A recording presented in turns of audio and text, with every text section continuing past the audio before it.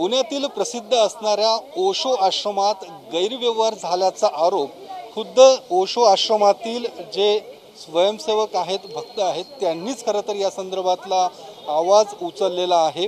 नेमका काय गैरव्यवहार आहे ते त्यांच्याकडून जाणून घेऊया। काय तुम्ही या सगळ्या संदर्भात आवाज उठवलेला आहे आणि तुम्ही वारंवार या संदर्भात आरोप करतात, काय नेमका गैरव्यवहार या सगळ्या आश्रमात होतो?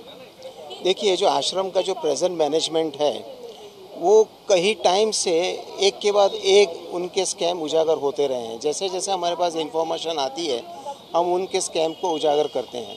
फिलहाल अभी जो एक ताज़ा जो स्कैम इनका बाहर आया है, उन्होंने आश्रम की ट्रस्ट की एक प्रॉपर्टी पूना आश्रम की, जिसका कि 50 कोरेगांव पार्क एड्रेस है, वहाँ पर तिलोपा करके एक पिरामिड है, वहाँ पर एक कमरा उन्होंने ओशो की एक जर्मन शिष्या को उन्होंने आजीवन रहने के लिए दिया। उसके अवज में उन्होंने 4.25 करोड़ रुपये अपनी प्राइवेट कंपनी हांगकांग में ले लिए और यहाँ पर एक भी पैसा आया नहीं पूना ट्रस्ट में, ना कि महाराष्ट्र गवर्नमेंट को उन्होंने कोई टैक्स पे किया, फेरा फेमा सबका उल्लंघन किया है।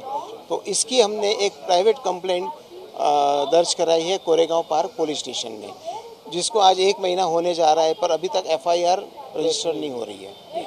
लेकिन और जो बीच में जो उसका लैंड का भी इशू हुआ था, क्या वो इशू एग्जैक्ट? वो लैंड का ये था कि ये लोग 3 करोड़ का नुकसान किया है, ये लोग कोविड के टाइम पे दिखा के ये लोग ये 107 करोड़ का ज़मीन बेचने के लिए निकले हुए हैं। 3 करोड़ तो लोग को बाहर ऑलरेडी अभी 1-2 महीना पहला ही मिला है, वो तो दिखाई नहीं रहे उनके शिष्यों को।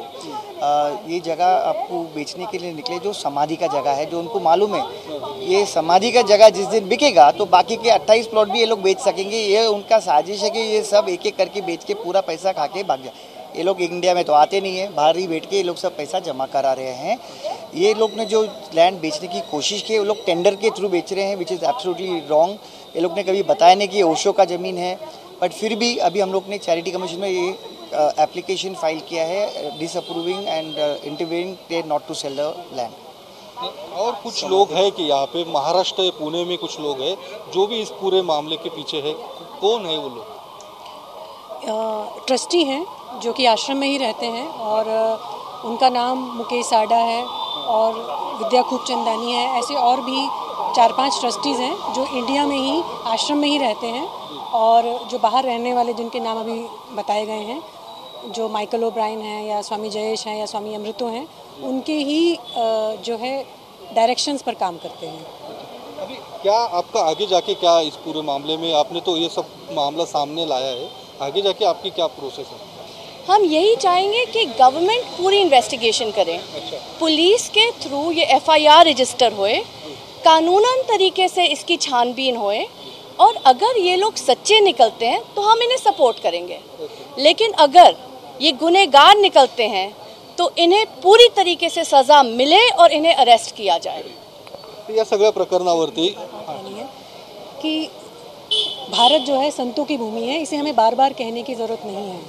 हम चाहे कितने भी फॉरवर्ड हो जाएं, मॉडर्न हो जाएं, लेकिन हमारे भीतर जो गुरु के प्रति, भक्ति के प्रति जो रुझान है भारतीयों का, उसकी आज भी पूरे दुनिया में कोई सानी नहीं है। और इस घटना में भी हम भारतीय तो इस मामले में आगे आई हैं। एक विदेशी महिला ने भी एक बड़ा एक हिम्मत वाला काम किया है कि उसने अपने 3.5 करोड़ रुपयों की परवाह न करके आगे आई हैं और इस कंप्लेंट को फाइल किया है।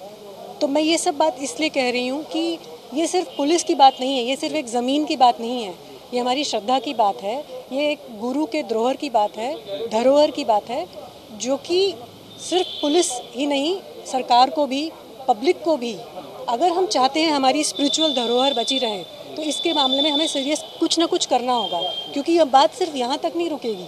धीरे धीरे हर आश्रमों को या जो भी ऐसी संस्थाएं हैं जो कि हमारी धार्मिक या हमारी स्पिरिचुअल धरोहर को बचा रही हैं, वो नष्ट हो जाएंगी, और यही हमारी संस्कृति है।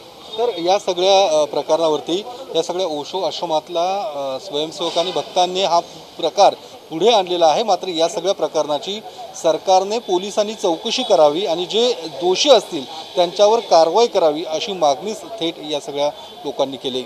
कॅमेरामन सुशांत राऊतसह योगेश बोरसे, TV9 मराठी, पुणे।